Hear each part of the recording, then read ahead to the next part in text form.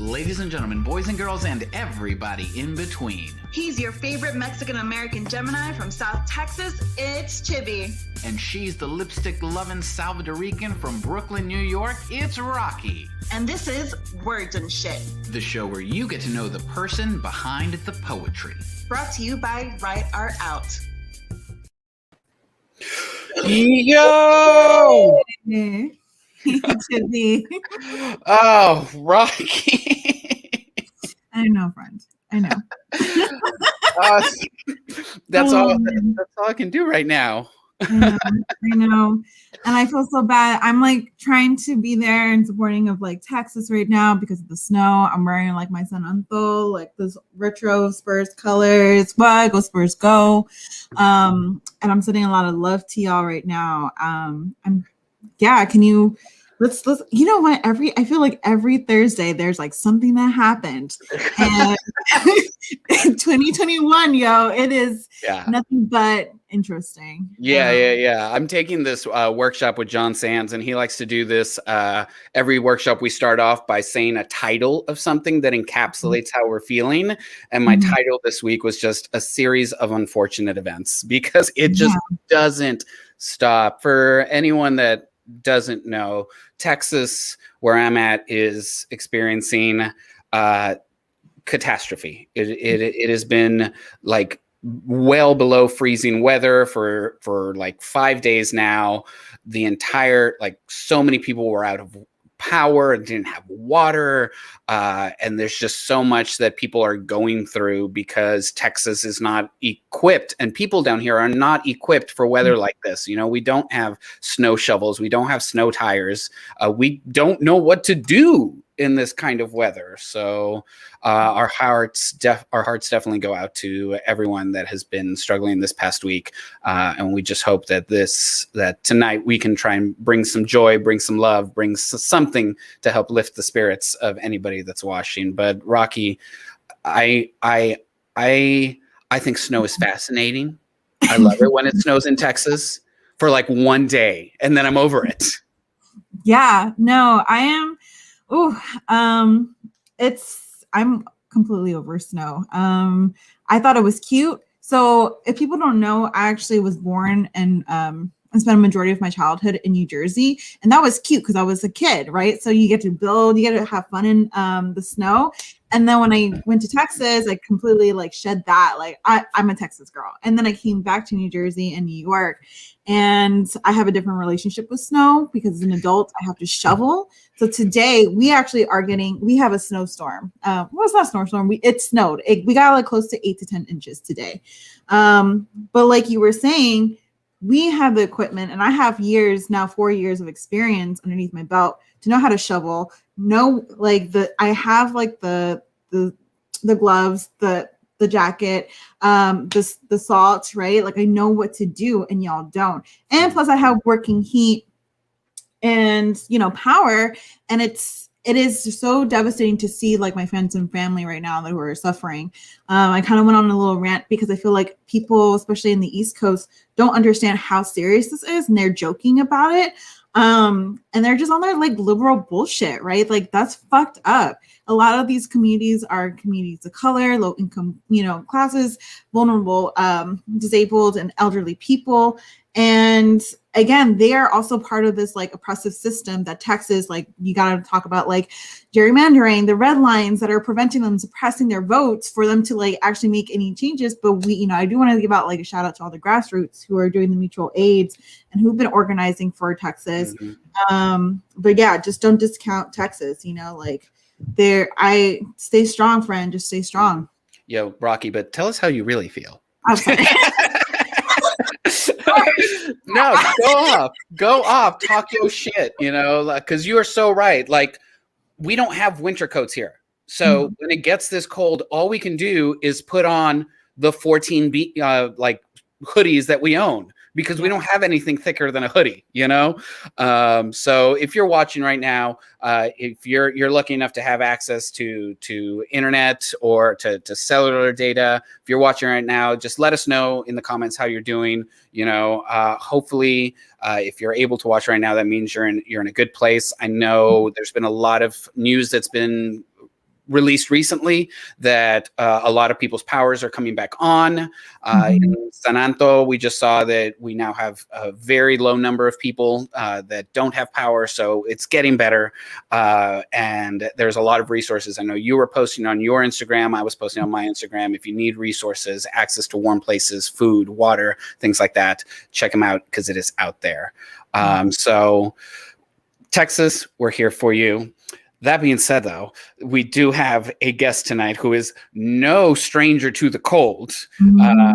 Growing up in Chicago, living in New York and New Jersey, like this Mexicano, he knows cold weather, he knows what to do, and hopefully I'm banking on him to bring the heat tonight. So tonight we have Jose Olivarez. He is the son of Mexican immigrants. His debut book of poems, Citizen Illegal, this one, was a finalist for the Penn Stein Award and a winner of the 2018 Chicago Review Books Poetry Prize. It was named a top book of 2018 by the Adroit Journal, NPR, and the New York Public Library. Along with Felicia, Chavez, and Willie Perdomo, he co-edited the poetry anthology, the BreakBeat Poets, Volume 4, LatiNEXT. He is the co-host of the poetry podcast, The Poetry Gods.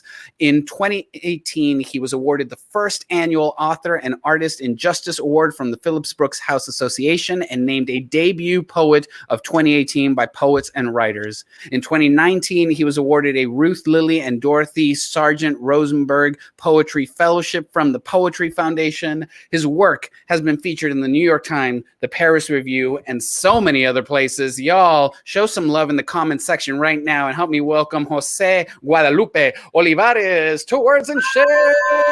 Hey. How you What's doing? going on, everybody? Doing all right. Like you said, I'm in New York right now, hanging in, thinking about Texas for sure. But yeah, I'm hanging in. How are y'all? I mean, I'm okay. Jimmy is the one that's I got blankets over every window and door. I got towels on the floors. I've got space heaters going, and I've got tequila to keep me warm on the inside. So salud, my friend. Salud. I'm drinking some white wine. It's cheap and it goes down easy. So we're living good over here. That's awesome. I'll just give some water. So good, so good. But we are so excited to have you on. I read your book this past week. I'm so ready to dive into it. I feel like I need to call my mother. I'm so excited to just have you here with us today. Yeah. Thank you. I'm excited to talk to you. Great. I've heard so many great things about you. I've listened to some of your poems and read them too. They're just amazing. So let's go into it. I always start our podcast with our guests about a temperature check, right? So you're coming in here, you're going to be our friend for the next hour or so. So as one of my friends, I want to know, how's your heart this past week, today, this month, this year? Just how's your heart doing? It's a good question. The short answer is my heart is pretty good, all things considered. I'm safe, and that's the most important thing, and my family's okay. The more complicated answer is, every day it feels like I get a text from a friend who's struggling or whose, family is not doing well. And so it just feels like, carrying different levels of grief, and trying to make space for joy. So just feeling all the things, I think. That's carrying different levels of grief. I don't think I've ever heard anyone put it that way, where it's just this acknowledgement that not all grief is the same, and some hits you hard. Oof, I just got chills. Yeah, I think that's perfect. I think, especially during this pandemic, we are all experiencing some type of grief, or grief of what life needs to be normal, grief of just sometimes our mental health, and grief for others. So that's heavy. That's heavy, friend. But I'm glad that you're here with us, and I'm glad that you're safe and you're doing well. And to be said, I'm excited to hear your words to bless us tonight. It's like you're a poet or something, and you know what to do with words to explain emotions. Sometimes, yesterday, yesterday I hosted a release party for Janelle Pineda, who's a poet out of Los Angeles. Her first chapbook just came out, Lineage of Rain. And, I think, Chibbi, you said that like every time you do this, something happens. And I've gotten a chance to host a few different live events. And every single time I do one, even though I'm super excited to host and welcome everybody into the space, you're right. There's always something that, I have to start at the top by acknowledging and making space for it, because a lot of things are fucked up right now. Like, I really loved and appreciated, Raqui, you talking about the mutual aid efforts. And those are important. And at the same time, it's like, it shouldn't be on us to fucking do all of this. You know what I'm saying? Like, what the hell do we have a government for if they're they're not present during moments of crisis? Like, what the fuck are we paying taxes for if at the end of the day they're not kicking in and helping us, but it's really on us to take care of each other, So it is like, much love to all the mutual aid organizers, and at the same time it's infuriating that it's on them to do that. You know what I'm saying? Because motherfuckers are like out in Cancun, Mexico. Spreading the virus. You know what I'm saying? Like, that's what they're doing. What's up, Vincent?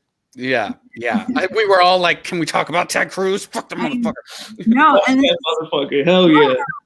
And it's just like these consistent like ways of violence, right? Especially for like BIPOC and just like lower income, like vulnerable communities, marginalized communities as well. And it's just like, can we just stop? It's not going to stop, but like, can we please, like, have we not endured enough from 2020? Like, stop with the bullshit. Stop with the bullshit. Stop with the bullshit. We could spend this entire hour just bashing Ted Cruz and Mitch McConnell and so many others. I know. You got me so hyped, Jose. You got me so hyped. I was like, let me go at it. For everybody watching at home, put your favorite disses of Ted Cruz in the comments section. Okay, we're gonna start. We're gonna group source a poem here from your disses of Ted Cruz. All right. Like both. What Chibbi was saying, yes, we can go on and on, but we're also here for you and for your words. So let's go into that. So we also have a segment. It's like a speed dating segment, and we wanted to get to know you a little bit more. So we're gonna start it off. Perfect. Ready? You ready? Yeah. And feel free to answer these as concisely or as in depth as you feel like you need to answer them. Okay. Got it. All right. How would your favorite person describe your poetry? Ooh, my favorite person would say my poetry is funny and deep and just powerful. I think those are the words she would use. I totally agree. Okay. All right. Where do you feel most at home? I feel most at home when I'm cruising through Chicago, hopefully like in a car with some of my best friends, driving down Lakeshore Drive. Maybe it's like a sunset situation. Maybe we're listening to Chicago music on our way to like get into trouble somewhere in the city. And that's like, when I'm buried, like I hope like the homies will like drive my ashes up and down the lakeshore and just have a good time. You know what I'm saying? Like, that is when I feel like the most calm, when I feel like I make the most sense, when I feel the most rooted, for sure. Okay. Wow, what an amazing answer. Because we're still on this topic of snow, because fuck the bullshit. Yeah. What part of snow do you enjoy the least? I enjoy every part of snow the least. I gotta tell you, so like you said, I grew up in Chicago, and I used to like take pride in winter. I used to be like, the winter is good for you. It's like good for your bones. It gives you like personality. It builds up resilience. You know what I'm saying? And what I've decided is that that's bullshit. You know what I mean? The snow sucks for like 10 seconds. And then after that, like, I want the warm weather. I want the sun. I want, you know what I mean? I don't want to have to put on fucking 8 hoodies and a jacket. Like, I just want to be out in the sun, sitting, like kicking it, you know? So every part of the snow sucks. It's awful. It gets in your shoes. It's just, you can't wear sneakers. You know what I mean? Like, you can't be fly in the snow. But I will say, one of my younger brothers, Ruben, he like hit me up and he was like, "Yo, Jose, I gotta return. I got this like snowboarding jacket and it's like a little too big. I gotta return it." I didn't even know that was what we were on for style. So I gotta get my winter style up. Apparently, snowboarding jackets are kind of fly. 6 layered hoodies does not a style make, apparently. No, it doesn't. Yeah. As a fellow South Texan, I am with you. Nothing is good about the snow. I threw a snowball yesterday, and I was like, that was mildly gratifying. No. Can we get summer? Like, okay. Yeah. You're like, that was cool, but you know what would be better? Like fucking drinking Coronas on the beach. You know what I mean? Like sitting at that beautiful river walk, outdoors, enjoying the view, like fucking chilling and drinking. You know what I mean? That's way better than throwing a snowball. Absolutely. Yeah. I mean, I did 3 hours of just shoveling today by myself. And I'm just, no, thank you. Yeah. Okay. It doesn't make you nicer. It doesn't do shit for your personality. It probably makes you angrier. You know what I mean? Like you're sitting there and you're like, why the fuck do I live in fucking the North? You know what I mean? Like this is not natural. I'm convinced that's why like people think New Yorkers and Northerners are so rude. It's because they're so damn cold, and why we're so nice is because we're like, it's warm. Yeah, it could be. I'm saying whenever I'm warm, I don't have an attitude. You know what I mean? I'm like, what? You gonna cut me in line? All right, I guess. What am I in a rush for? You know what I'm saying? It's fucking nice. I'll just sit in the sunlight a little bit more. Thank you. You're doing me a favor. Yeah. All right. Okay. Last question. And this is my favorite. What is your favorite dish? My favorite dish. Well, I got to tell you right now, I just had some tacos de carnitas from one of the spots up here in New York called Amigo by Nav. And the tacos are fucking incredible. But my favorite dish is probably tacos de birria with the components. So for me, that's like, you know, start with that, or maybe the quesadilla tacos, and then you know, I like Corona. I feel like some synergy with Corona because Corona's like made in Mexico and bottled in Chicago. So, you know, drinking a Corona, that's like Corona and birria. Those are like the two components of my dish. I'm just trying to be like, but where did you get a good taco? Because like you're talking about a taco in like New York, and I swear I can never. Wait, hold on. Do they have flour tortillas or corn tortillas? Corn tortillas. You like the flour ones? I do like the flour ones. It depends on what it is, though. You know. I'm telling you, we'll talk after this, but I'm telling you, look up Amigo by Nai, Nai, in Lower Manhattan. Fucking incredible carnitas. They like imported them from Los Angeles, and they're like so fatty and greasy, and they like pile the salsa on top. It's so good. Okay. Raqui skeptical. She lived in San Antonio long enough to know, like, Look, in Chicago we have excellent Mexican food. So I was one of those people when I first moved to New York. I would like disappoint myself because I would get like a fucking taco. I'd be like, ooh, Mexican food. I get like a taco at a random ass place. And like I had the worst taco I've ever had in New York City, right? Where like me and my partner, we were walking through the city and I was like, I'm kind of hungry. There's a taco spot. I'm going to go. And she's like, you know, why are you going to do this to yourself? No, yes. And I went and they served me like some dry ass chicken breasts. I ordered chicken tacos because I was like, you can't mess these up. It's fucking, it's chicken tacos. They gave me a cold corn tortilla with like the driest chicken breast. It was like they were trying to choke me. You know what I mean? Like it was just, I needed water. It was awful. It was horrible. So I've had bad tacos here, but I'm telling you, if you do your research, you can find good Mexican food here for sure. Okay, cool. Because I was about to say that's disrespectful, and I already know that they probably charge you like $5 for that dry ass, like small ass taco. Minimum. Come on, $5 for a taco in New York. Come on. If you get lucky if you get chips and salsa for $5. You gotta double dip. Sorry, my bad.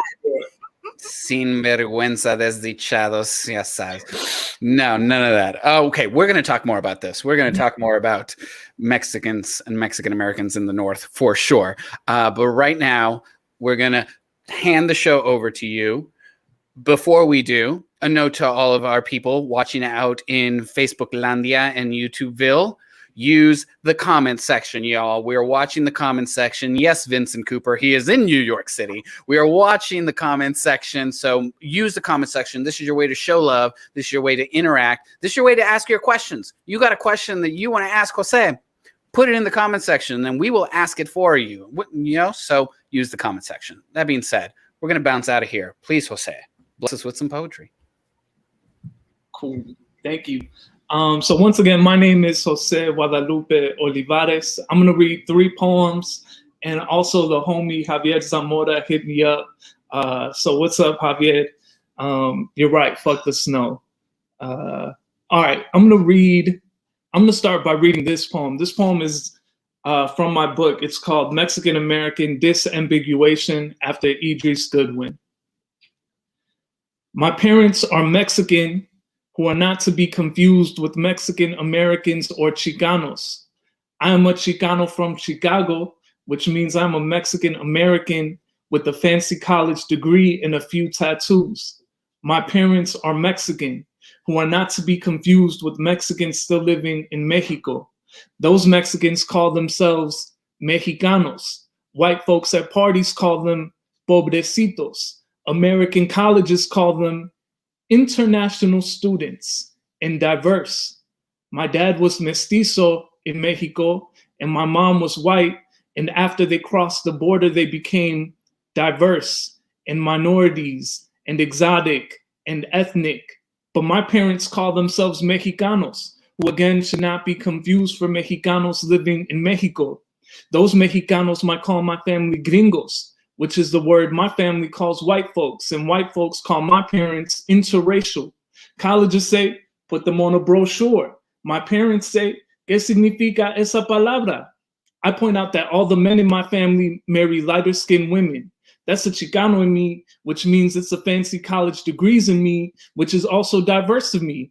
Everything in me is diverse, even when I eat American foods like hamburgers, which, to clarify, are American when a white person eats them and diverse when my family eats them. So much of America can be understood like this. My parents were undocumented when they came to this country.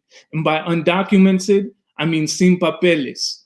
And by sin papeles, I mean royally fucked, which should not be confused with the American dream, though the two are cousins. Colleges are not looking for undocumented diversity. My dad became a citizen, which should not be confused with keys to the house. We were safe from deportation, which should not be confused with walking the plank, though they're cousins.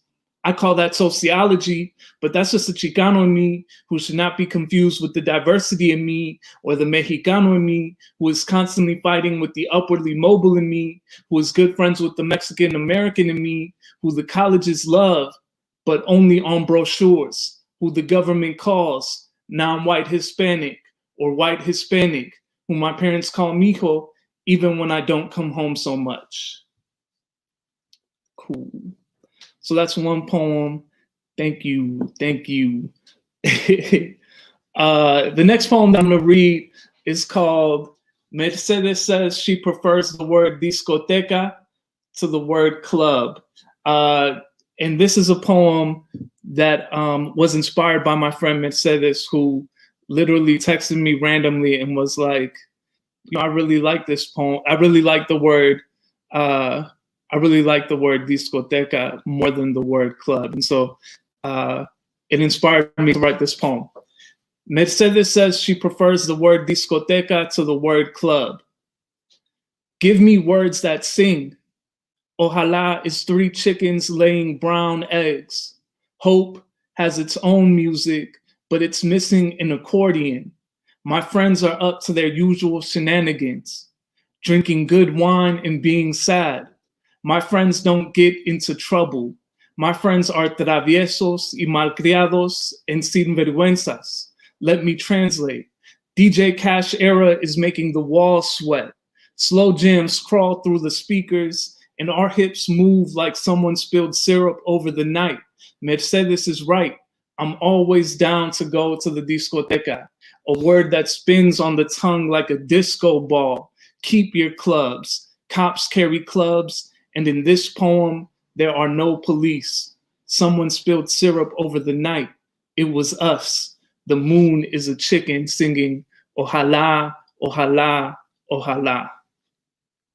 Cool. That's that poem.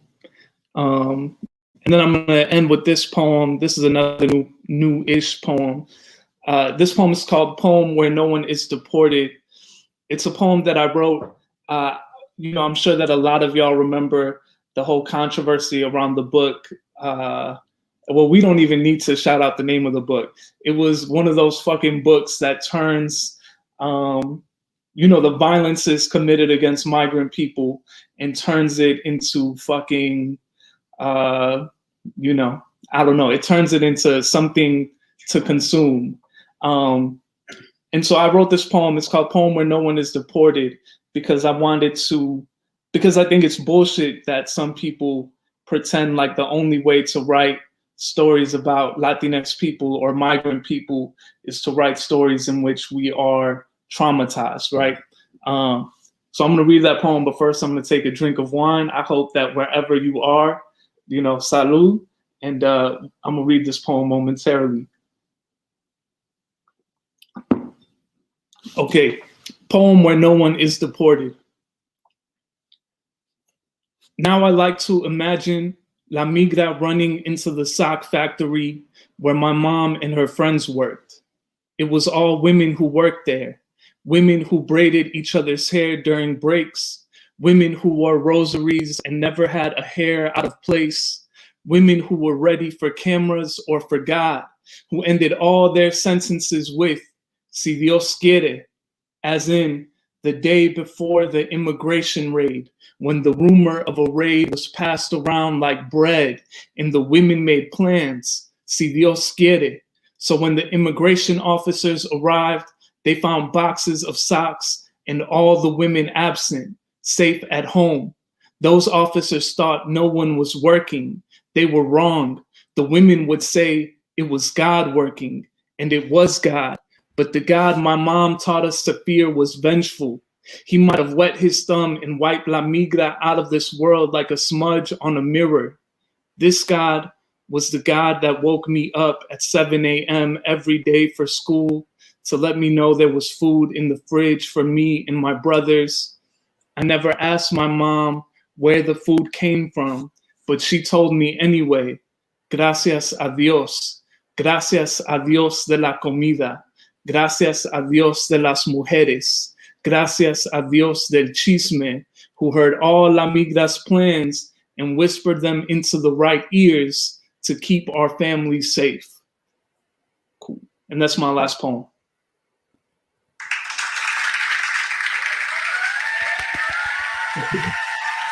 Wow, y'all got the sound effect. Applause, applause, applause!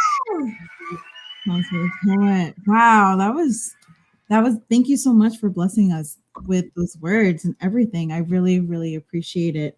I always love it when poets write like kind of blessings into their poems, like they're doing prayers with this canons of it. So your last poem, you're like, gracias a Dios, to your mom, to the women. I think that was absolutely beautiful. So thank you so much for sharing that. It's great. Thank you.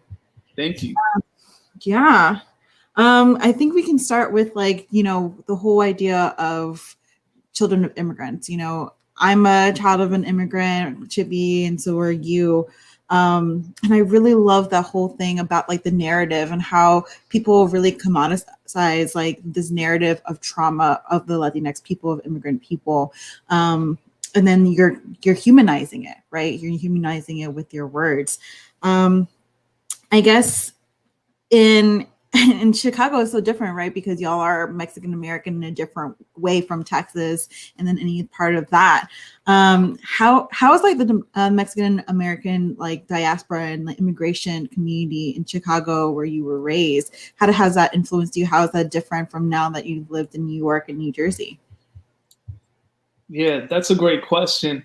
You know, the thing for me is not just that those narratives are commercialized, but it's that those narratives are so lazy and boring, and that you know, like, you don't need to like, if your poetry, if your art is not adding to the conversation already happening around migration, that, like, you know, pundits on CNN and Fox News or whatever, like, that they're already talking about all day, every day, then, like, what is the point of writing it? You know what I'm saying? Like, I feel like our art should add to the conversation and not simply reinscribe the narrow kind of window that is already kind of showed about us, right? So I just think it's boring is one of, you know, in addition to being insulting, like, it's also boring. It's bad art. And then to answer your question about what it was like growing up in Chicago, so it was, you know, the communities are really tight knit. I mean, the history of migration from Mexico to Chicago goes back to the early 1900s. And people moved from particular parts of Mexico along particular routes, and then, you know, kind of settled into particular neighborhoods in Chicago. So you have, like, the Back of the Yards neighborhood. You have, you know, the neighborhood that's called Pilsen, that was a little bit further north, that, you know, then they moved south to Pilsen. And then the community that I grew up in was the community in the southeast of Chicago, which was a steelworking community in South Chicago. And so I was born in the southeast side of Chicago, spent a lot of time there, grew up in Calumet City, which is even further south and east. And the community is really tight knit, like I said. So my parents are from a town called Cañadas de Obregón. And, you know, the people who are my parents' friends and neighbors, like, they're people from that same town. So even though it's like a really small town in Mexico, like the whole community transplanted itself and came up to the same part of Chicago. So for me, it meant that, like, one, like, you know, I knew a bunch of people everywhere. Like, you know, everybody knew me, because they're like, oh, that's Chuy's kid. You know what I mean? That's Pedro's kid. Mm-hmm. So it was really tight knit. And also, for a time, there was a time when, like, I didn't really understand the difference between Mexico and the United States, because I just, you know, everywhere that I went, we talked Spanish, and everyone was Mexican for a long time. You know what I mean? Like, it wasn't really until I started to go to school that I was like, oh, you know, there's more than just Mexican people here, and that I started to kind of figure out how to locate myself into like the greater Chicago dynamic. But our neighborhoods, you know, Chicago has a reputation for being hella segregated. So growing up, you know, it really felt like its own little Mexican world where we were growing up. Like, you know what I mean? Like, we had a whole social schedule, and it didn't feel that much different than like when I would go visit my grandparents in Cañada. So that's a little bit of what it was like. That's so interesting that you say that, because I grew up in Laredo, which is on the Mexican-American border, and it's so different because there was this air of, well, we're on the American side. We should be as American as possible, even though the city is 98% Mexican-American, you know, like everybody there just assumes everyone speaks Spanish. It like, there's nobody else, but it tried to be, I mean, the city has the largest Washington birthday celebration in the country. It's ridiculous. So to hear that like this small community in Chicago to you basically felt like you were in Mexico, you know, is so interesting to see how that happens.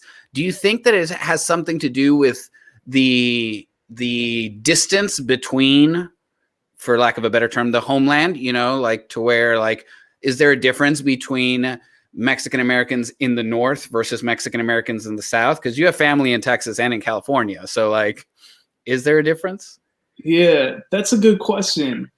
I'm sure that there are differences. It's hard to say though. I think the distance probably does mean something because, I think for one, that tension between like Mexicanos and Mexicoamericanos was, maybe a little less present. You know what I'm saying? Although I'm like questioning myself as I talk. I wonder if that's true or not.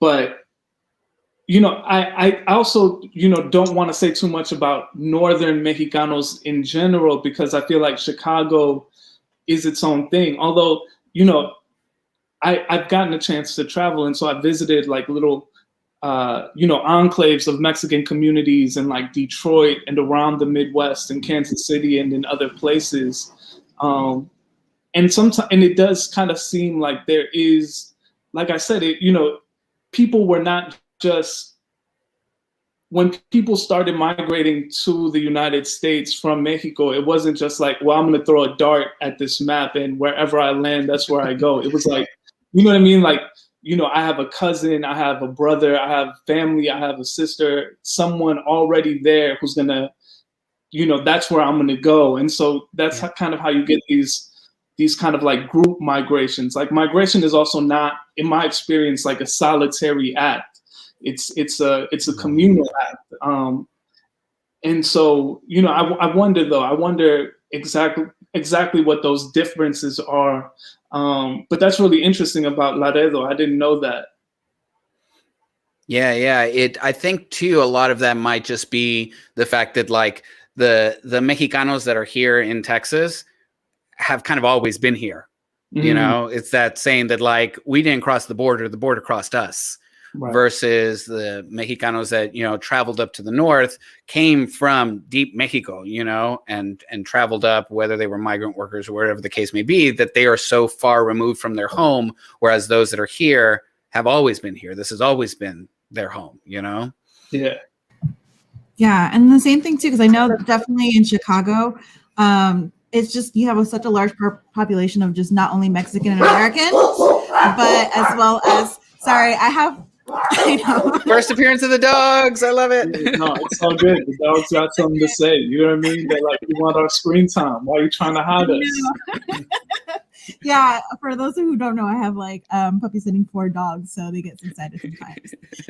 But yeah, like I just know that Chicago has such a diverse community of not just only Mexican Americans, but also Puerto Ricans as well. Like a large population, which is, again, I don't understand, like Puerto Ricans came from this very vibrant, hot place, and then they're like New York and Chicago, like one of the most closest like areas in the United States, right? So that's always really interested me, the difference between those two different communities. But yeah, I guess when you're like, now that you've lived in New York, and now you're in New Jersey too, have like those, you're probably more exposed to different communities of LatiNEXT, right? Not just only just Puerto Ricans, but probably like Salvadorians and Central Americans. Like how do you find community within those communities in the East Coast? Yeah, I mean, and so for sure, Central Americans, like I said, my homie Javier Zamora is here.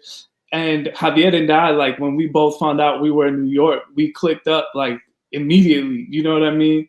And really who we hung out with was not just Central Americans and Mexicans, but also like definitely Puerto Ricans and definitely Dominicans. You know what I mean? Like before the pandemic, you could catch Javier and I at the hookah spot uptown with the Dominicans, drinking cerveza and fucking smoking hookah all day. And I don't know exactly, I think part of it is, I don't know exactly how that happened. For me, it's just kind of like the way that I try to make community is, the folks that feel most like home, you know what I'm saying? And so there's something about, I mean, like, the food for sure, but like the music and the dance and the warmth that just kind of drew me in. So, maybe that's a part of it. But yeah, it's been really beautiful to get to travel and see different communities, you know, in New York and across the country. It reinforces for me that, you know, this understanding that like Latinidad is not one thing, and that it's super diverse, right? And so it looks much different here on the East Coast than it does in Chicago, and I'm sure in Texas. Wait, pop that back up. Horchata. Wow, we're bringing back the horchata wars. Whoa, Wait. whoa! Give us some context here. I think horchata because I'm half Salvadorian, so I will go for some horchata that is like Salvi's horchata is way better than Mexican horchata. So you know, this is, I don't want to say too much. I mean, I am drinking though, so I have to say, so Salvadoran horchata is delicious. Like, I have nothing bad to say about Salvadoran horchata. It's fucking good as hell. Javier and I, I had never had it before, like the pandemic actually, and we went to a pupusa spot in Queens, and the horchata is delicious. It's very good. I have to say, I'm wearing this hat. This is the Hood Renovations hat out of California. Shout out to my boy Joseph Rios. But Joseph tried to tell me that the Salvadoran horchata was not good, and he was wrong. It is very good. I don't know if it's better than Mexican horchata. I love Mexican horchata, but for me, it's like, why do we have to fight about these things? I mean, I know why, but they're both delicious is where I come down at. I think it's also because, like, for Salvadorians, there's this like whole thing about, like, if we're going to talk about Latinidad, right? Because we can critique it and how it just doesn't do us like justice for it. But especially because Mexican Americans, y'all are always the face of this like immigrant like narrative, right? And whether we want to or not. Yes, it is. That's true. But at the same time, there's this like idea of like Mexican centric like narrative, right? And I think Salvadorians, they're now like one of the largest coming up immigrant communities, and they just always get overshadowed. So I want to rep hard for my Salvi people. As you should, it occurred to me when I was in college, because my best friend in college was Costa Rican, and of course, I'm Mexican. I had never thought much of it, but he was like, thank God Mexican food is fucking good, because if it was bad, I'd be so sick that it's like the only fucking, LatiNEXT food, that you get, that you can definitely get wherever you go. But yeah, that's when I was like, oh shit, you're right. Like there aren't like a plethora of Costa Rican spots, of fucking food in restaurants everywhere, in the same way that like I've been to little rural alcoves in the cut here, you know what I'm saying, whether it's in New York or like downstate Illinois, and you can still get fucking carne asada wherever you go. Like there is that those critiques of the dominance, and our voices are too loud. You know what I mean? Like, those critiques are valid. Absolutely. Mm-hmm. I knew that there were rice wars out there over which, Latinx community has the best rice. I didn't know there were horchata wars. Okay, so that's a new one to me. But Raqui, next time you're in town, you're gonna have to show me some real Salvadorian horchata, because I don't think I've ever had any. So. Let's dive into the Latinidad a little bit. Your book, Citizen Illegal. I almost said Citizen Illegal. Your book, Citizen Illegal, really, like you said, it kind of encapsulates so many aspects of it, in terms of there's joy, there's humor, there's also a lot of sorrow and pain. I mentioned it earlier. After reading it, I feel like a bad Mexican child, and I need to call my mother more often. But I really got this sense of like just the living in the in-between, right? The living in the hyphen, Mexican hyphen American, and how how much pressure there is, and how, like they said, you're never Mexican enough for the Mexicans, never American enough for the Americans. How has that experience kind of like shaped you and your work, you know, besides the obvious of like what it produced in this wonderful, wonderful book? Yeah, you know, I think for a time that was a big pressure that I felt, you know, and I remember like experiencing a particular heartbreak when I like went back to Mexico as a teenager. And I was like, you know, like I said, like early in life, I didn't really feel much difference between Mexico and Chicago. But late, you know, as I went to American schools, I started to understand this difference. And so when I was a teenager, I was like, the reason, you know, that I don't make sense in school here in Calumet City is because, you know, I don't belong in Calumet City. I should be in school in Mexico. And if I could do that, then I would make sense and everything would be cool. You know what I mean? Like, you know, anxiety would be gone. I'd be chilling. And then, so my plan was like, I'm going to move to Mexico. Like, I'm going to tell my parents, I'm going to visit my grandparents, and I'm just never going to come back. I'm just going to like stay. And I went, and, you know, I remember, you know, being like, mi gente, what's going on? I'm home. I'm here. And people looking at me like, bro, you're not from here. When are you leaving? And also, what did you bring us? You know what I'm saying? Like, it was not at all what I expected. So I think for a time I carried that heartbreak for a while, but and I think that shaped a lot of the poems, like you mentioned, right? That in-between space. I think what I've learned maybe since publishing the book, maybe in like all of these conversations, is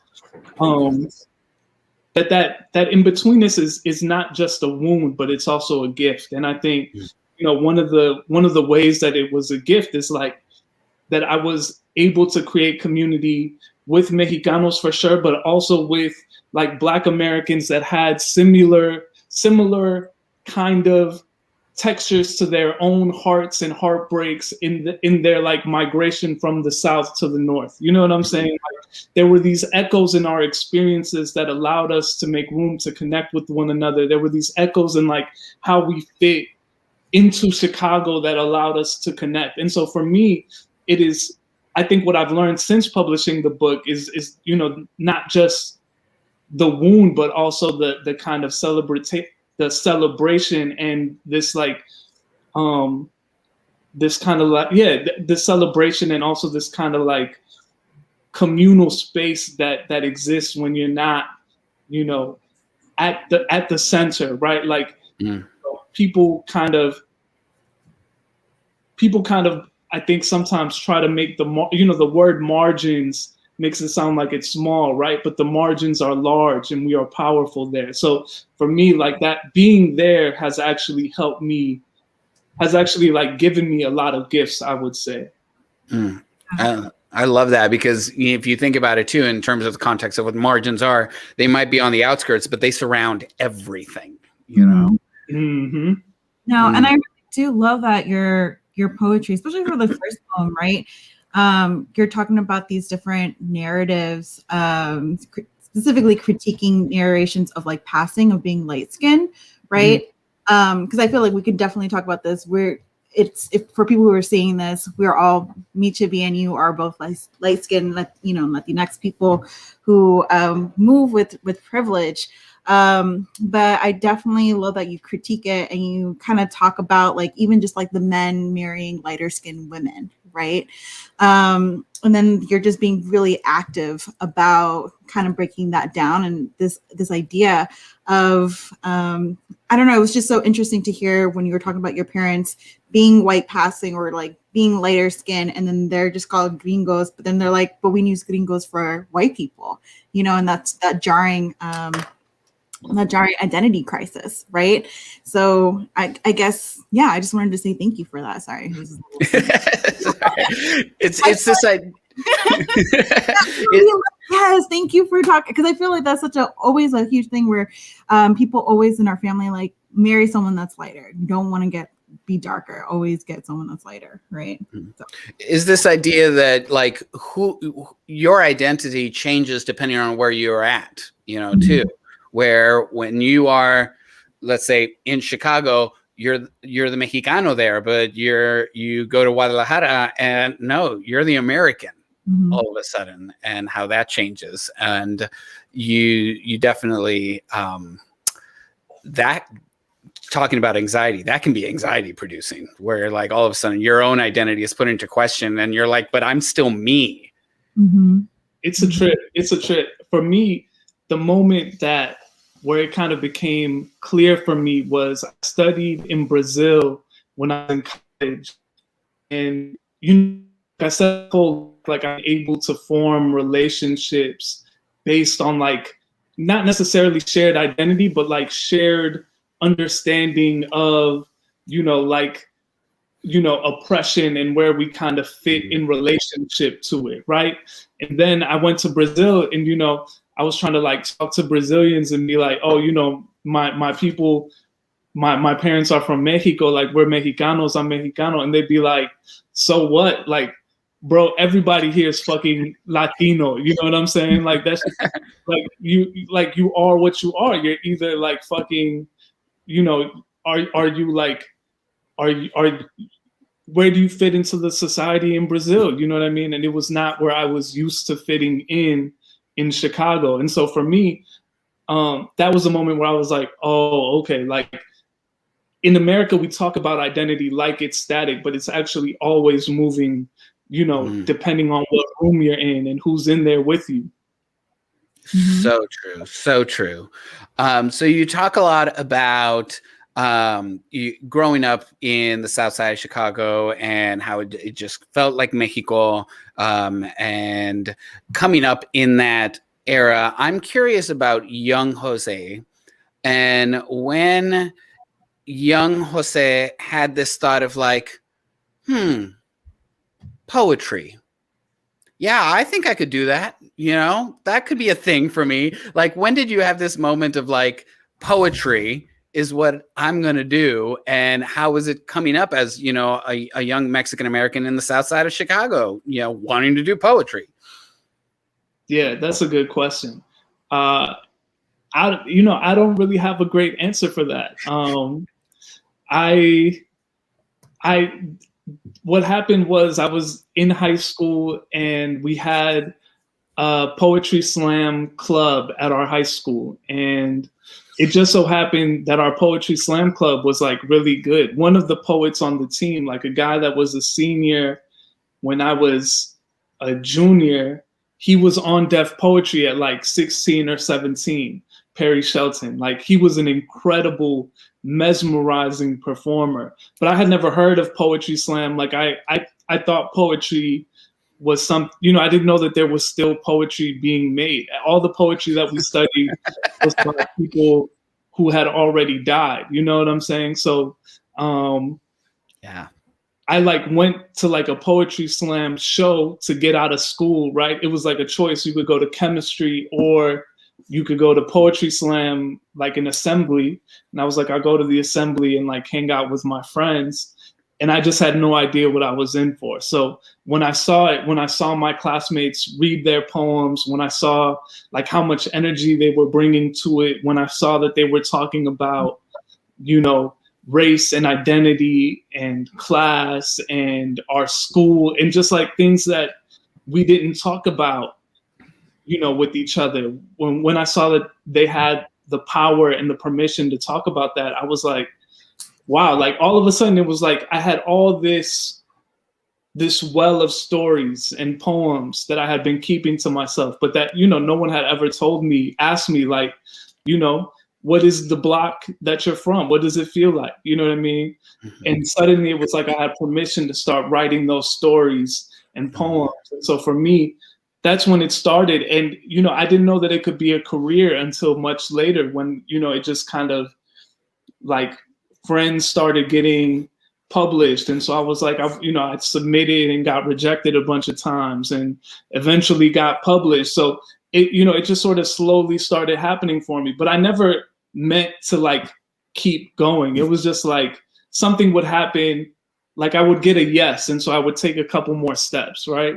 And then maybe I'd get a bunch of no's, but then I'd get a yes, and so I'd take another step. And so it just kind of happened that way.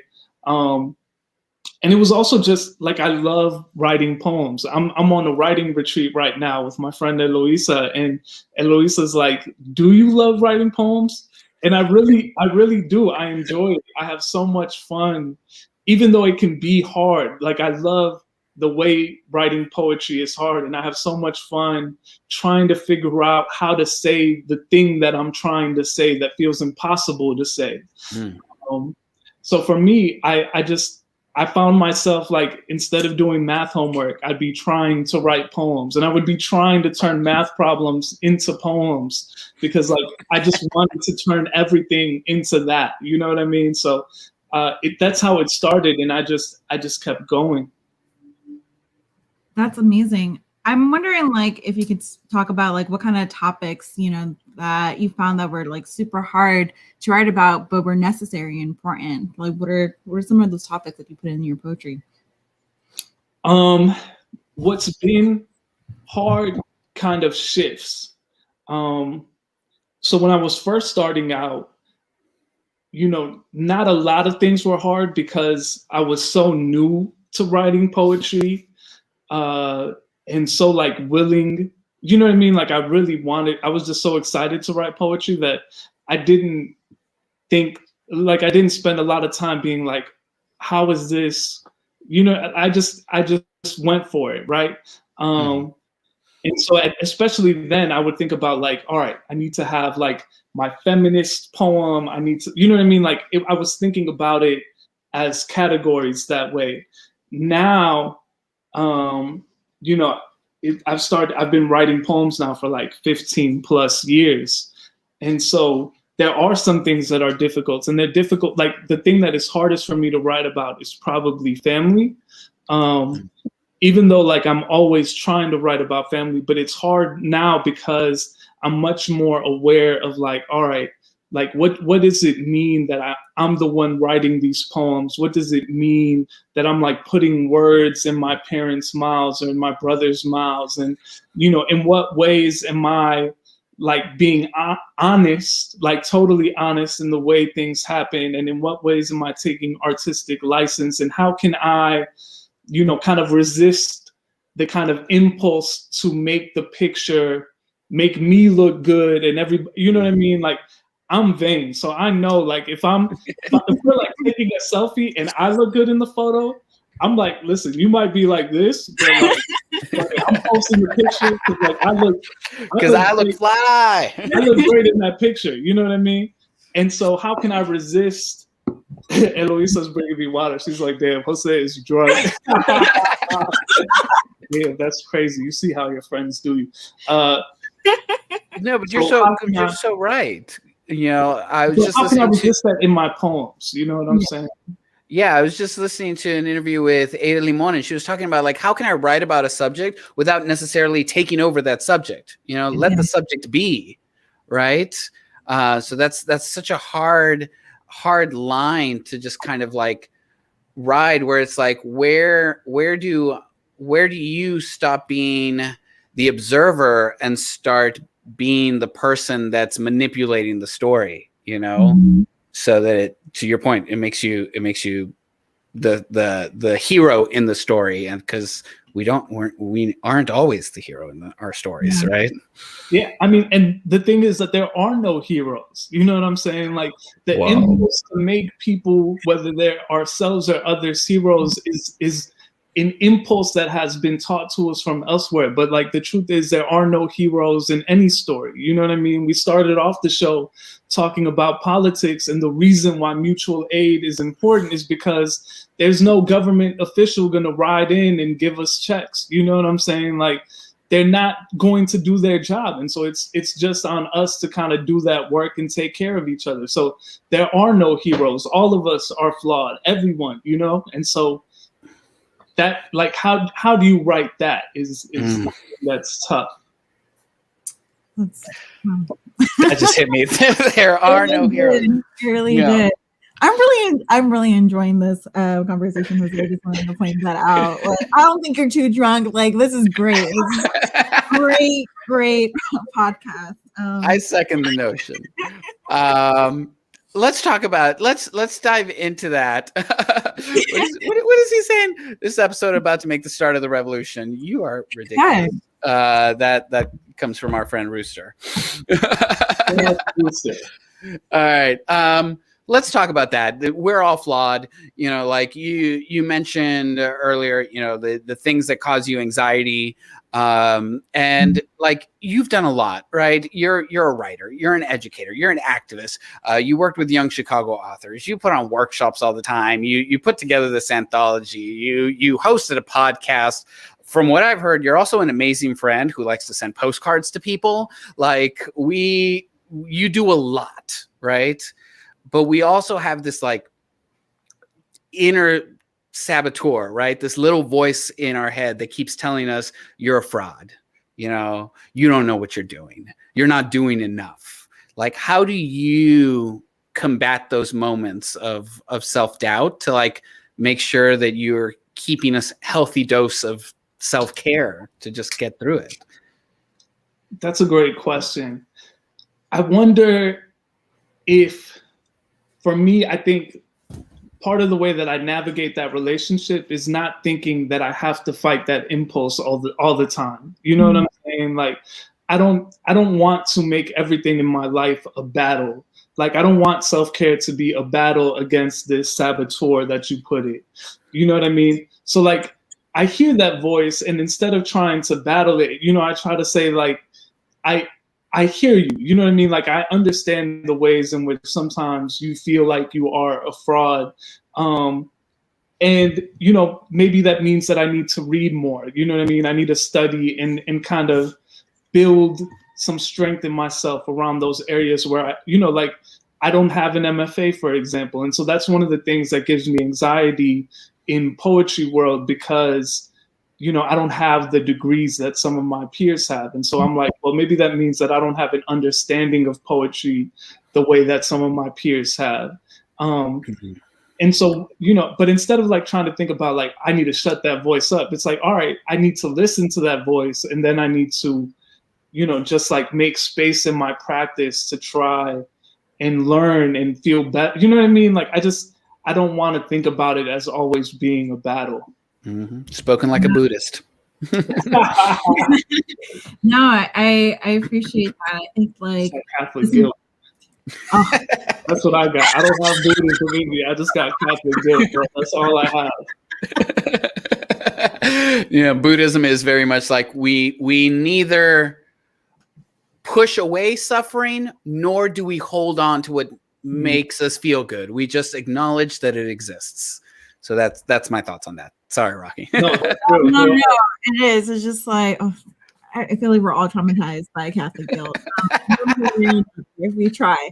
No, but I wanted to say, like, I love this idea about what you're, talking about is imposter syndrome, right? This idea that you're never good enough, like, regardless. Look at Chibbi took almost like 3 minutes to read your bio because you just just go ahead, just like making like money moves like that. And it's just still so interesting to say that, to hear you saying that you don't have this MFA and it's still a battle, or not a battle, that you don't want to frame it as a battle. And I know that you write a lot about also mental health too. Like, you're an activist, you write about it in your poetry, you advocate for it. And so I just want to know, like, for those, especially like in the LatiNEXT community, right? Mental health, there's such a stigma that we have to be strong all the time. So what would you say about that with, in regards to mental health? Yeah, that's a good question. I would say, like, one, that therapy is like one of the most important ways that I've learned to take care of myself and learn from my relationships. Growing up, like you said, I grew up, and my understanding was like mental health, depression, anxiety, those are rich people problems. You know what I mean? Like, we have to worry. Like, I grew up where like if I didn't finish my food, my brothers would finish my food. You know what I mean? Like I had to finish my food because otherwise I wasn't gonna eat. And so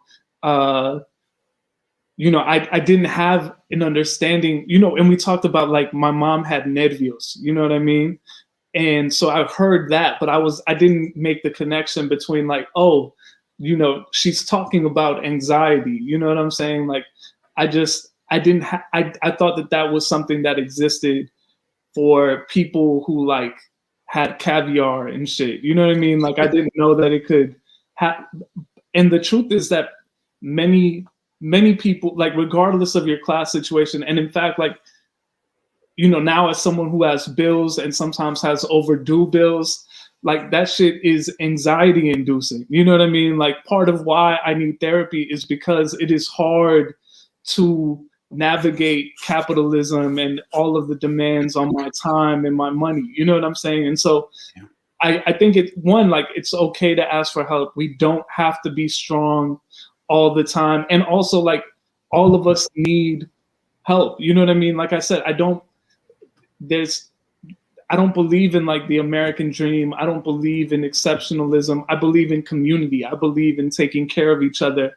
And that means also like listening to yourself and listening to what your body and your spirit and your heart needs, and making space to take care of yourself, right? And asking for help when that's the answer. So I love therapy, and I'm a big advocate for therapy and, you know, medicine, if that's what you and your doctors kind of arrive on. I just started taking fluoxetine. I just started taking fluoxetine, which is like a Prozac type thing, and it's been really helpful. And I just am so grateful that I continue to learn to find language around mental health, and I encourage people to ask for that help for sure. Yeah, I think that's so important, because there is just such a huge stigma of, like, to your point, it's like in the Latino community, or even in just like working class communities, it's like you don't have time to be depressed. Okay, you need to get to work, because if you don't go to work, we ain't got food, we ain't got electricity. So whatever this quote unquote depression that you have going on, get over it. And that's what we've been told for so long. When like, but you don't just get over a broken bone. You don't just get over, you know, a cancer or whatever. Like, mental health is just as serious as all these other physical health things that you need professional help, you know, to just move through life sometimes. And that's okay. People don't fix their own broken bones, you know? And it's so important. I love that you're like, this idea that mental health issues is a white people issue, right? It's like white people shit. Like we don't have time for that. That's like, do you have money for that? No. And you know, therapy can be expensive, but sometimes it's needed, right? I love my therapist, or when I had a therapist too, and it's just like really, really helped out so much. And I think I just also want to reiterate, like, if you have problems, sometimes your partner cannot be your therapist. Like, you need someone, right? I feel people are like, well, you have your best friends, go vent. Like, no. That people. Train people that can give you the help you need. So I thank you so much, because I feel like not that many men, especially like Latino men, talk about mental health in that capacity. And that's really grateful. So I'm really grateful for that. Thank you. Yeah. We have a great question from the audience that I want to get to. Christina asks, so how do you move past writing your poems without alienating your family? Because I definitely have some poems that I'm like, shit, I don't know if I can publish this without getting a couple of phone calls. So you write about your family a lot in this book. How have you moved through that? One of the most important things that a mentor ever told me was, I had a mentor, Tony Asante Lightfoot, in Chicago, and I had just put together my first kind of like homemade DIY chapbook of poems for like my slam shows, you know what I mean? And so she bought a copy from me, and she was like reading through the poems, and she read a poem that I wrote for my mom. And I was trying to honor my mom. You know what I'm saying? But the poem was like a poem about her cooking. You know what I'm saying? And she was like, she pulled me aside and she was like, you know, I just want you to know that like your mom doesn't just exist to do labor for you, and that maybe in your poems you should, you know, try and capture that. And immediately I was like, yes, like that is correct. You know, when I read that poem, I had this, I knew something was off. You know what I mean? Like I think about like cooking where you're like, it needs something, like maybe some lime or some salt or something, right? And I was like, that's what makes the poem fail, is that like in this poem, I do not think about my mom outside of her relationship to me, right? And so when I'm writing poems about family, I try to think about them not just in relationship to me, but I try to like think about how they move through the world in general and how they, you know what I mean? And if I don't know the answers, because, you know, my parents are also like filled with Catholic guilt. And so they're also like quiet about a lot of things, right? And so if I don't know the answers, then I try to make space to imagine the answers, or maybe not even try and get answers, but just ask the questions, you know what I mean? And like, so that's how I try to approach it, is making sure that I'm not always in those poems, that I'm not centering myself, but that I'm trying to build this kind of, try to build like different textures into those poems. That was an amazing response. Rocky's just like, I love you. No, it's just, oh my God. I mean, I can, you know, as a Latina, right, I can critique these like machismo, like, you know, this mijo syndrome, like moms just all about mijos and they just give and give and give. And so the fact that you're saying that, you know, seeing your mom outside of labor, of giving labor to you, is just, I'm just making statements, Jose, because I'm just like, yes, I just need to comment on that stuff. So I just want to say thank you. No, thank you. All right, Chibbi, do we have time for like one more question, or? I have one more. Do you have one more? Because we can do two. Yes, I can do two. Yeah. Okay, go. You go first. Okay. Well, because again, I, you know, the show is really meant to like uplift a lot of our friends from Texas. And so Rooster had a special request, a mutual friend of ours, for us to talk about basketball. I'm a big Spurs fan. Go Spurs, go. I was like, basketball is a sport. Michael Jordan is a person. That's about as far as my knowledge goes. Perfect. So go. Am I like, do I assume like your team is the Chicago Bulls? Of course, absolutely. Scottie Pippen is his man. I know that much. Scottie Pippen is Jose's man. Really? Is my favorite player. It's true. I got into basketball because I was in Chicago, so everybody was into basketball, you know. But I got to go to a game like in '94 or '95 or something, and we were in like the nosebleed, so we were way up. But somebody somehow they grabbed my dad and they were like, "Do you want to be a part of the halftime show?" And so I got to like race tricycles in the halftime show. And so that meant that they brought us down to the court, like, you know, with like 2 minutes left. So I'm sitting there right behind the basket, and like Scottie Pippen goes crashing into the stanchion, which is like the pole that holds up the basket. And I'm like right there. And I'm like, I was just like, wow, I will never forget that in my life. I was just like, this is incredible. And then I came in last place in the tricycle race, which I also remember. But it was cool because I got to be down at the court where the players play. So that was cool. Before Raqui asks her question, I just want to say you just lit up like you have not lit up. You know, like this just made you the happiest thing, is recounting that memory. I love talking about basketball. And for me, like a lot of why I love basketball is because of my dad. You know what I mean? Like, that was one of the times. It was like Julio Cesar Chavez fights and then Chicago Bulls games. My dad would be just so happy and carefree for those moments, you know? So for me, it's also like, that was like one of the ways that we learned to bond and build our relationship. Yeah. Do you have like a top like 3 favorite teams? Top 3 favorite teams? Yeah. I'm basically saying, is the Spurs like in that top 3? Absolutely. You know, I have a lot of love for San Antonio. Yeah. And Yeah, Pop. I love. I have a lot of love for the Spurs. You know, I think about like Lorian Guerrero and Shea Serrano, who I also really like, and they're huge Spurs fans. And you know, I also really love Manu Ginobili. So Spurs are in the top 3 for me. It's like I love the Chicago Bulls.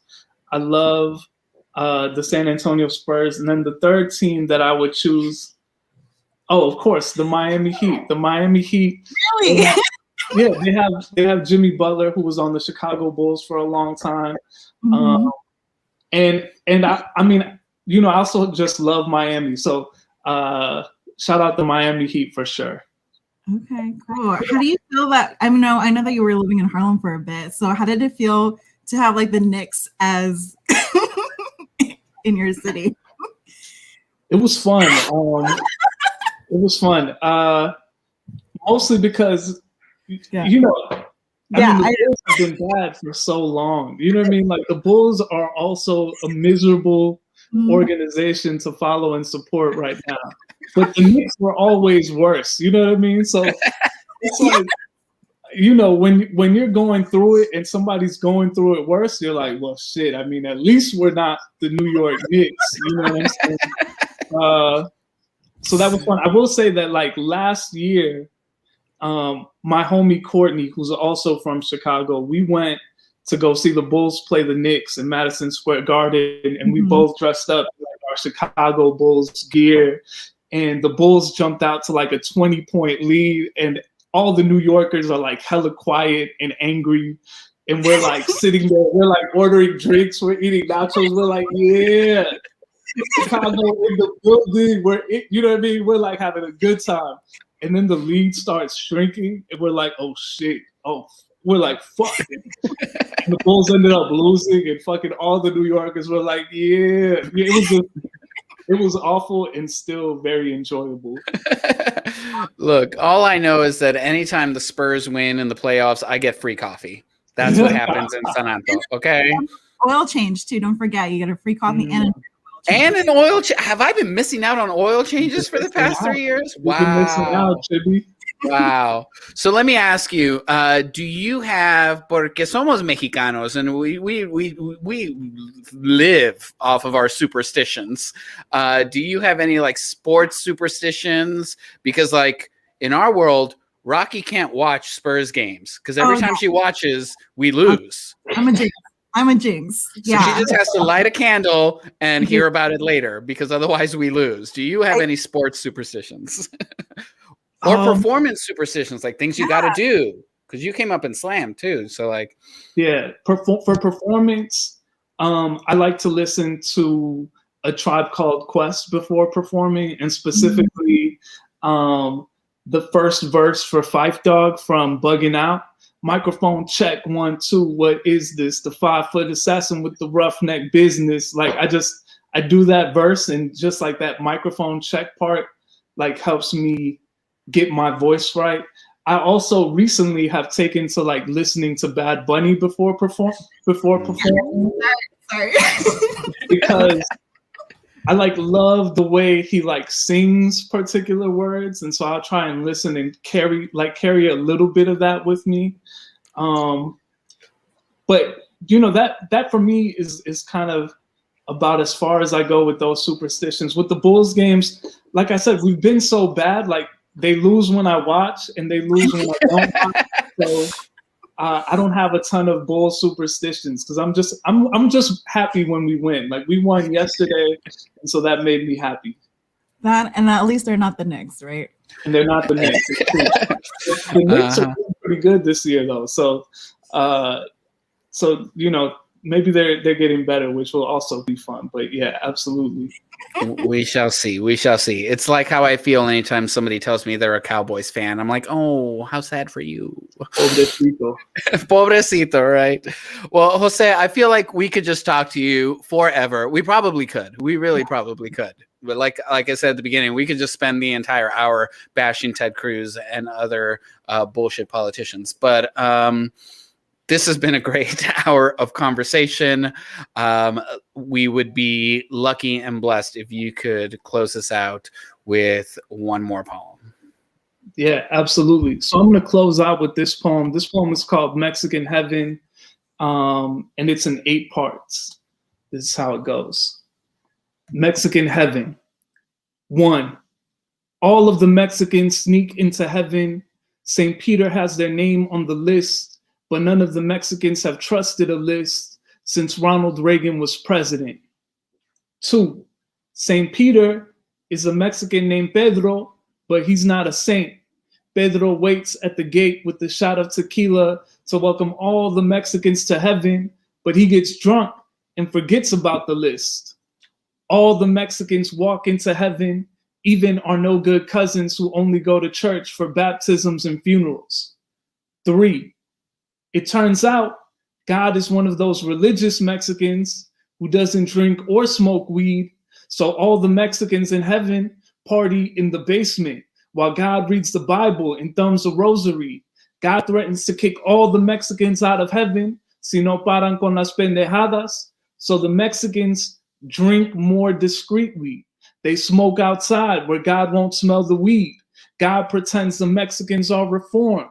Hallelujah. This cycle repeats once a month. Amen. 4. Jesus has a tattoo of La Virgen de Guadalupe covering his back. It turns out he's your cousin Jesus from the block. It turns out he gets reincarnated every day and no one on earth cares all that much. 5. All the Mexican women refuse to cook or clean or raise the kids or pay bills or make the bed or do anything except watch their novelas. So heaven is gross. The rats are fat as roosters and the men die of starvation. 6. There are white people in heaven too. They build condos across the street and ask the Mexicans to speak English. I'm just kidding. There are no white people in heaven. 7. Tamales, tacos, tostadas, tortas, pozole, sopes, huaraches, menudo, horchata, jamaica, limonada, agua. 8. St. Peter lets Mexicans into heaven, but only to work in the kitchens. A Mexican dishwasher polishes the crystal, smells the meals, and hears the music. They dream of another heaven, one they might be allowed in if only they work hard enough. Thank you, everybody.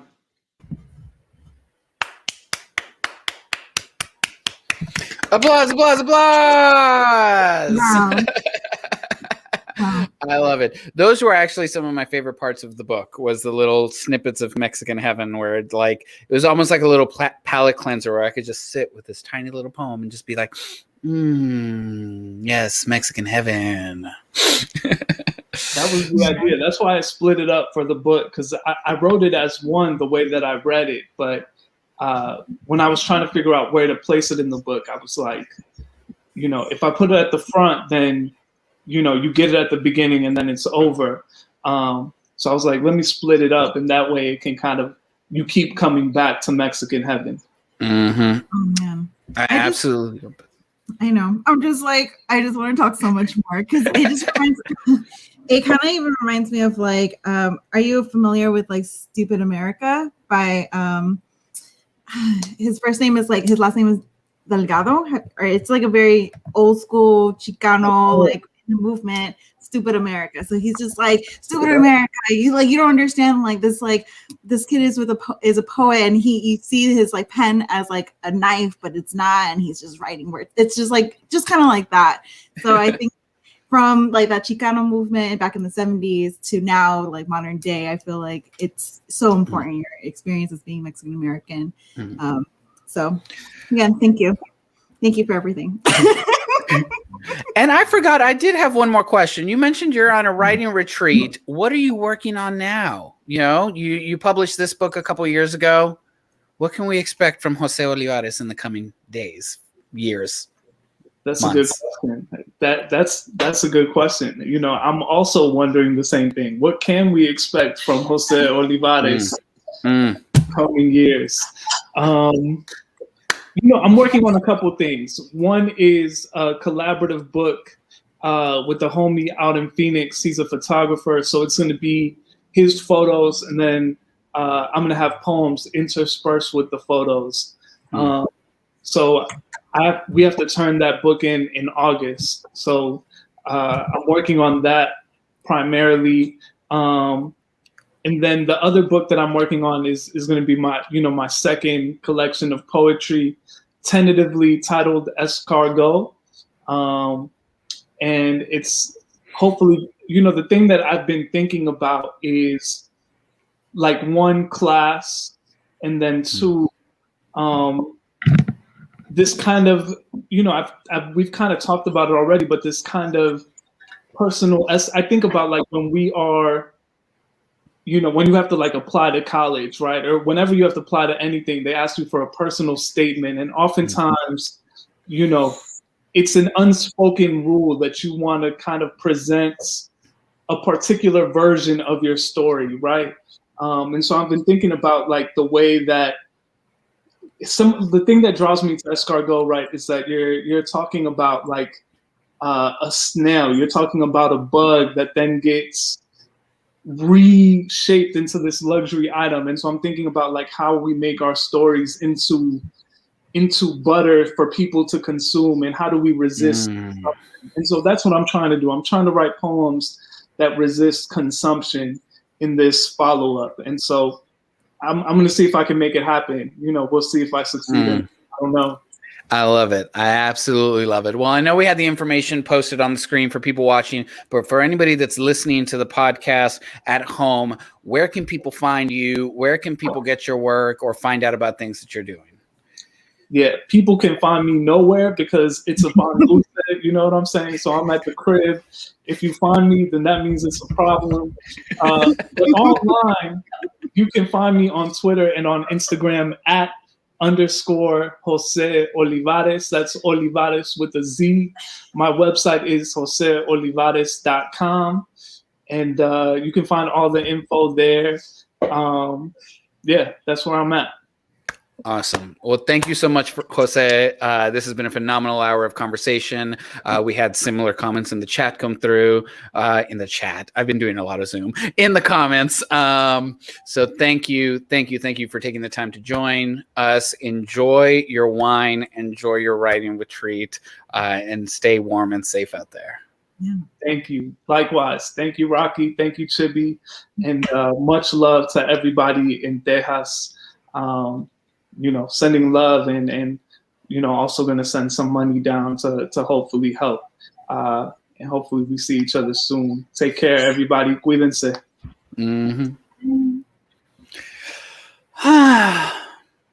Well, my heart is full. I'm just glowing. I just got all dorky and nerdy, and I love it so much. And I wish we can continue to talk, but that's one of the things I love about you, Raqui, is you are a true like poetry nerd.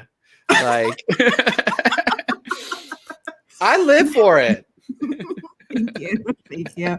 I mean, I majored in it, so I mean, I have to do, I guess. But yeah, I just wow.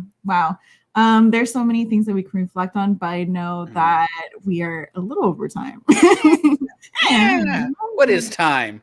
It's a social construct. That's what it is. Texas is standing still right now. Ain't nobody moving in Texas. So what is time? No. I will say, so we've been doing this thing like a word to reflect on the conversation. What is your word for today's conversation? It's not just one word. It cannot be just one word for me. I think it is, I want to say powerful. I want to say like comunidad. I want to say just like freeing and family oriented and just home and feeling like the warmth of home, like como like warm tortillas, like with butter. Does that make sense? I don't even know. Yes. Warm flour tortillas for you, Yes. as we've learned. Flour tortillas for me. Yes. I would have to say it is validity. You know, whatever your story is, wherever you live, wherever you come from, there is validity in that story. And that's what I felt, just kind of reassured, you know, today that people need to hear these stories, you know, and you should be comfortable and powerful enough to tell your stories. So that's what I got from us. So yeah, I'm probably going to re-listen to this episode of the podcast a couple of times. But let's go ahead and say some thank yous and get on out of here. Thank you to our audience who watched our show tonight. Wherever you are, I hope you're staying warm and fantastic. Thank you, of course, to our production assistant, Dominique, and to Chris Conde, who produced our theme music for the show. Yeah, and you can always follow us on Twitter and IG or any social media with the handle over here. You see it on our thing is @words and right? Please just follow us. We just hit our 250 follower mark. So yay, we're out there. We're small but mighty, and we're still growing, y'all. So please, you know, tell people to follow us, and we're still here. And if you ever want to catch up on past episodes, if you miss an episode or anything like that, we are available on our podcast and on YouTube. Whether you want to watch or listen, please like and subscribe. Like, subscribe, leave a review, rate and review us. It really helps us get the word out there, because I feel like, I don't know about you, Raqui, but I feel like we're having some amazing conversation with some dope ass poets, and more people need to listen to this shit. So like and subscribe, rate and review wherever you get your podcast and your YouTubes. Yeah, and thank you again so much to the audience, because without y'all, we wouldn't be doing this. So thank you. And then for that, please come back next week, same time, same place, East Coast, West Coast, whatever, mid Central Time, for our next feature, which is the Rudy Francisco, right? On February, no, it's a big deal. February 25th. So if you know, you know. If you know, you know. And if you don't, you need to be here next week, so that now you know. He just dropped a new book. So I'm sure we're going to be diving into that. So that's next week. Until then, y'all stay safe out there. Stay safe. Stay strong, Texas.